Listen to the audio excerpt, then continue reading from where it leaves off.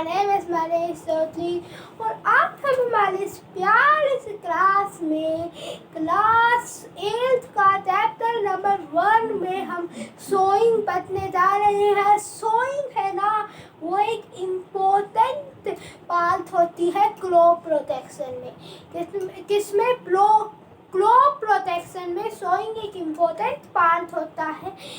तो सोइंग है ना, उससे पहले कुछ क्वालिटी के क्लीन और हेल्थी सीड को सेपरेट करना भी ज़रूरी होता है। ये बात भी बहुत ज़रूरी होता है सोइंग में। तो इसके लिए मैं एक एक्टिविटी करवाऊँगा। अच्छे सीड करने के लिए सेपरेट की ये कुछ क्वालिटी के हेल्थी सीड हैं, इनके लिए क्या करना है, एक हाफ फुल पीकर ले लो बोतल का और उसमें सीड डाल दो। तो फिर आप देखोगे कि वो सीड है ना, कुछ सीड तो खराब होंगे, तो लाइट होंगे, वो ऊपर फ्लोट करने लग जाएंगे और बचे हुए सीड नीचे मतलब सेटल डाउन हो जाएंगे। तो ऐसा क्यों होगा? ऐसा इसलिए होगा, तो लाइट क्यों हो गई वो सीड? वो लाइट इसलिए हो गई क्योंकि उन्होंने वो सीड इंसेक्ट के द्वारा डैमेज किए जा चुके हैं, अंदर से खोखले किए जा चुके हैं, इसलिए वो लाइट हो गया तो ऊपर फ्लोट कर ले, हैवी है वो नीचे सेटल डाउन हो गए। ये सबसे अच्छा मेथड है सेपरेट करना कुछ हेल्थी क्वालिटी के सीड को। सबसे अच्छा मेथड यही है और सोइंग से पहले हमें हमेशा यही किया जाता है। तो सोइंग के क्या क्या टूल्स है? ट्रेडिशनल टूल है ना सोइंग का, वो क्या है, ऐसे फर्नल लाइक शेप होता है, जिसमें से एक आदमी सीड पास करता है, ऐसे मुट्ठी में एक थैला आगे रखता है और उसमें से निकाल के और उसे फैलता रहता है और वो इक्वल डिस्टेंस पे गिराता रहता है।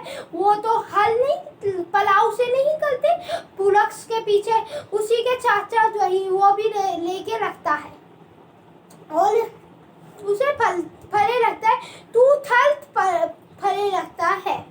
और फिर अब एक और बताता हूँ मैं। अब उसमें भी तो ट्रैक्टर था, कल्टीवेटर, प्रिपरेशन ऑफ सॉइल में ट्रेडिशनल टूल था पलाव और एक मॉडर्न टूल था कल्टीवेटर। ऐसे ही इसमें एक ट्रेडिशनल टूल है और एक सीड ड्रिल है।